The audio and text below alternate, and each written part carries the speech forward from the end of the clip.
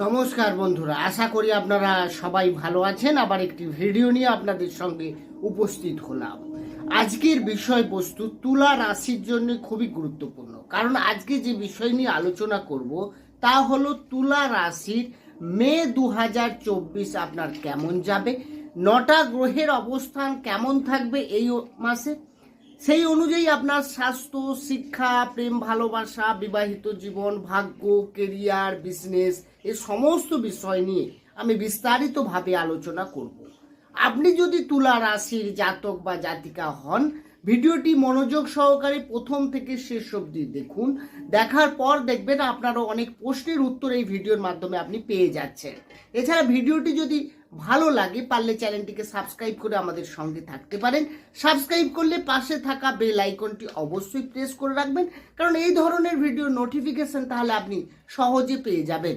আসি মেন আলোচনায়। তাহলে যখনই মে মাস শুরু হবে আপনার রাশি সাপেক্ষে গ্রহের অবস্থান থাকবে অনেকটা এরকম, অর্থাৎ আপনার রাশির সপ্তমে অবস্থান করে থাকবে শুক্র, রবি, অষ্টমে বৃহস্পতি, আপনার রাশির দ্বাদশে কেতু, আপনার রাশির ষষ্ঠ ভাবে থাকছে রাহু, বুধ এবং মঙ্গল, রাশির পঞ্চমে শনি অবস্থান করে থাকবে। বন্ধুরা, গ্রহের অবস্থান অনুযায়ী এই মাসে আপনার স্বাস্থ্য কেমন যাবে। স্বাস্থ্য বিচার করা হয় রাশির অধিপতি গ্রহের অবস্থান অনুযায়ী। রাশির মালিক হচ্ছেন শুক্র, যে কিনা আপনার রাশি সাপেক্ষে সপ্তমে অর্থাৎ কেন্দ্রে অবস্থান করে থাকবে 19শে মে পর্যন্ত। তাহলে কেন্দ্রে যখন শুক্র অবস্থান করে থাকবে সে আপনার রাশির উপরে দৃষ্টি দেবে, ফলে শুক্রের অবস্থান মোটামুটি ঠিকঠাক রয়েছে। কিন্তু আপনার অষ্টমে বৃহস্পতি এবং আপনার ষষ্ঠভাবে বুধ, মঙ্গল এবং রাহু যুক্ত হয়ে আছে। এখানে কিছুটা সমস্যা আসতে পারে, অর্থাৎ আপনার স্কিন রিলেটেড কিছু, ডাইজেশন সংক্রান্ত কিছু, হজমের কিছু সমস্যা আসতে পারে।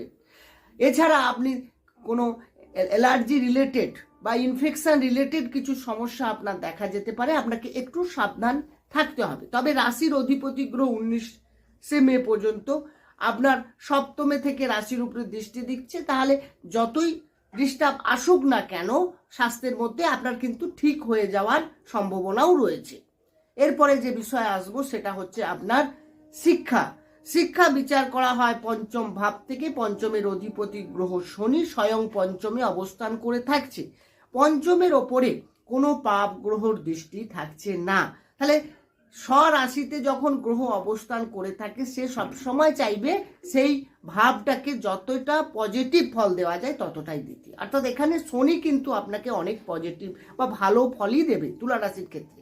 তার কারণ তুলা রাশির পঞ্চম পতি শনি পঞ্চমে অবস্থান করে থাকছে। আপনার দেখবেন এই মাসে আপনি নতুন করে কোনো আইডিয়া আসবে আপনার মনে, বা আপনি কোনো দিশা দেখতে পারেন। কোনো সমস্যার মধ্যে ছিলেন, কোনো ডিসিশন নিতে পারছিলেন না, এই সময়টা কিন্তু আপনি ভালো ডিসিশন নিলে আপনার কিন্তু অনেক কাজে আসবে। বা কোনো অ্যাডমিশন বা কোনো ভর্তির জন্য আপনি ফর্ম ফিল আপ করতে চাইছেন, কোনো সরকারি চাকরির জন্য প্রিপারেশন নিয়ে আপনি সেখানে ফর্ম ফিল আপ করতে চাইছেন, আপনার জন্য কিন্তু পজিটিভ দেখাচ্ছে। তার কারণ পঞ্চমপতি স্বয়ং পঞ্চমে আসছে। তাহলে এই মাসে শিক্ষা নিয়ে তেমন কোনো সমস্যা নেই, শিক্ষা আপনার বেটার যাবে এই মাসে। এরপরে যে বিষয় আসবো সেটা হচ্ছে আপনার প্রেম ভালোবাসা। একইভাবে পঞ্চম থেকে কিন্তু প্রেম ভালোবাসা বিচার করা হয়। তাহলে পঞ্চমপতির পঞ্চমে অবস্থান এটা যেমন পজিটিভ, আবার শুক্র রাশির কারণ প্রেমের কারক গ্রহ হচ্ছে শুক্র, সে সপ্তমে থাকছে। তারপরে 19শে মে অষ্টমে যাবে, অষ্টমে স্বরাশিতে, যদি অষ্টম অশুভ কিন্তু স্বরাশিতে যখন যাবে সে কিন্তু বিপরীত পরিস্থিতি থেকে আপনাকে বাইরে নিয়ে আসবে। অর্থাৎ আপনার মধ্যে যদি কোনো সমস্যা থেকে থাকে, দুজনের মধ্যে মিসআন্ডারস্ট্যান্ডিং থাকে, কারণ রবির সঙ্গে শুক্র সপ্তমে যুক্ত থাকছে, ফলে আপনার যে সামনের ব্যক্তি রয়েছে তার মধ্যে কিছুটা অ্যাটিটিউড থাকবে, আপনার মধ্যে সেম থাকবে, কারণ রবির দৃষ্টি আবার রাশিতে পড়ছে। এই যে কম্বিনেশন, এর ফলে কিন্তু বিবাহিত প্রেমের ক্ষেত্রে কিছুটা হলেও ডিস্টার্ব দেখা যাবে এই সময়। এরপরে যে বিষয় আসবো সেটা হচ্ছে আপনার বিবাহিত জীবন। তাহলে বিবাহিত জীবন বিচার করা হয় সপ্তম ভাব থেকে। সপ্তমে রাশির অধিপতি অবস্থান, রবি 14ই মে পর্যন্ত থাকছে। এছাড়া সপ্তমপতি মঙ্গল সে কিন্তু ষষ্ঠে অবস্থান করে থাকবে পুরো মাস। ষষ্ঠ ভাব আমরা সবাই জানি রাশির সাপেক্ষে অশুভ ভাব, তাহলে মঙ্গলের ষষ্ঠে অবস্থান কিন্তু আপনার বিবাহিত জীবনে সমস্যা আনবে।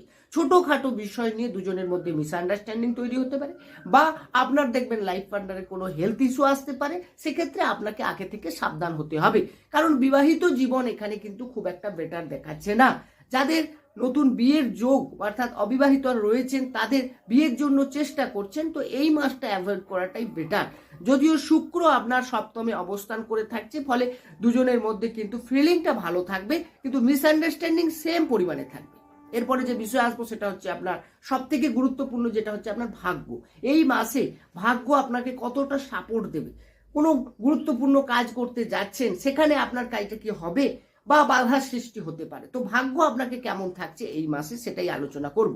বন্ধুরা, ভাগ্য বিচার করা হয় নবম ভাব থেকে। নবমের অধিপতি গ্রহ বুধ, যে কিনা নিচস্থ হয়ে আপনার ষষ্ঠ ভাবে অবস্থান করে থাকছে।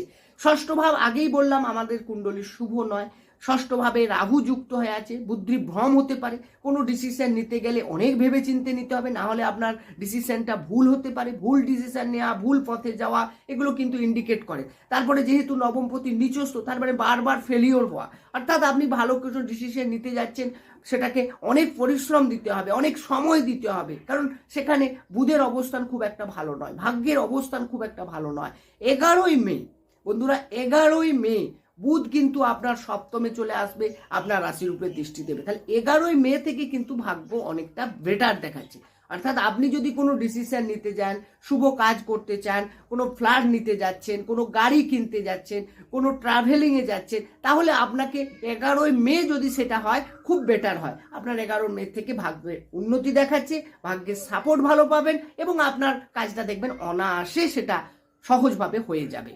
এরপরে যে বিষয় আসবো সেটা হচ্ছে আপনার কেরিয়ার বিচার করা হয় দশম ভাব থেকে। দশমের অধিপতি গ্রহ চন্দ্র, যে কিনা 2.5 দিন অন্তর রাশি পরিবর্তন করে, কিন্তু আপনার রাশি বৃহস্পতি অর্থাৎ গুরু, সে কিন্তু অবস্থান করে থাকছে অষ্টমে। ভাগ্যপতি ষষ্ঠে অবস্থান করে থাকছে, তারপরে সপ্তমে আসছে। রাশির অধিপতি গ্রহ তো সপ্তমে থাকছে, তাহলে মানে এখানে কেরিয়ারের ক্ষেত্রে কিছুটা মিশ্র প্রভাব আপনার থাকবে। আর এমনিতেই তুলা রাশির ক্ষেত্রে দেখবেন মাসে 2-4 দিন এরকমই হয়, হঠাৎ করে সমস্যা এসে যায়। আপনি কিছু করতে যাচ্ছেন, আপনার মধ্যে দেখবেন আপনার কাজের জায়গায় কিছু না কিছু পলিটিক্স হতে পারে, আপনার বিরুদ্ধে কেউ না কেউ নালিশ করতে পারে, বা আপনার বস দেখবেন আপনার কাজের ক্ষেত্রে কিছু অখুশি হতে পারে, ফলে আপনাকে কিন্তু ডাউন করার চেষ্টা করবে। তো কর্মক্ষেত্রে একটু আপনাকে সাবধানী করতে হবে, বেশি পরিশ্রম আপনাকে করতে হবে। সামান্য কোনো বিষয় নিয়ে আপনার কলিগদের সঙ্গে কোনো সমস্যা বাঁধতে পারে, এ বিষয়ে আপনাকে কিন্তু নজর রাখতে হবে।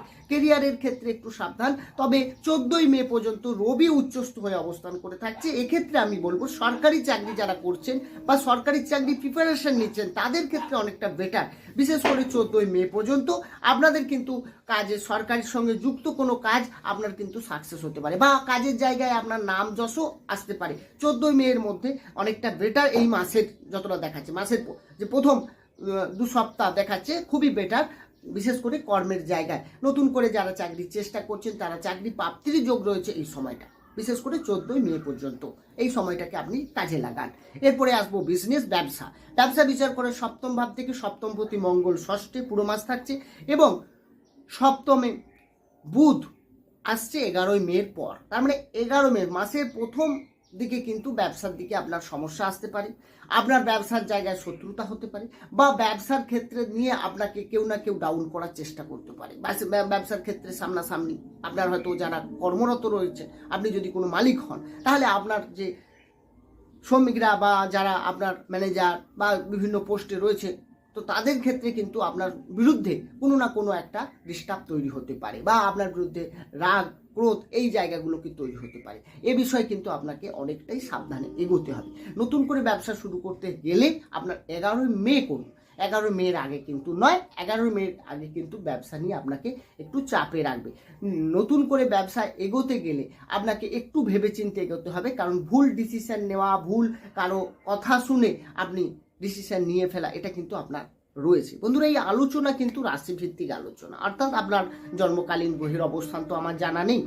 সুতরাং বর্তমানের গ্রহের অবস্থান যা রয়েছে, সেই রাশি সেই ফল কিন্তু পেতে বাধ্য। যদি জন্মকালীন কারো গ্রহের অবস্থান খুবই খারাপ থাকে, সেক্ষেত্রে কিন্তু হয়তো পুরো ফলটা আপনি পাবেন না। আর যদি আপনি সে বিষয়ে জানতে চান বা আপনি পুরো বিশ্লেষণ করতে চান আপনার কুণ্ডলী, অবশ্যই নিচে দেওয়া ডেসক্রিপশনে নম্বর রয়েছে, সেখানে গিয়ে যোগাযোগ করুন। আমি চেষ্টা করব আপনার প্রশ্নের উত্তর দিতে। বন্ধুরা, ভালো থাকুন, সুস্থ থাকুন, দেখা হবে অন্য একটি ভিডিও নিয়ে। নমস্কার।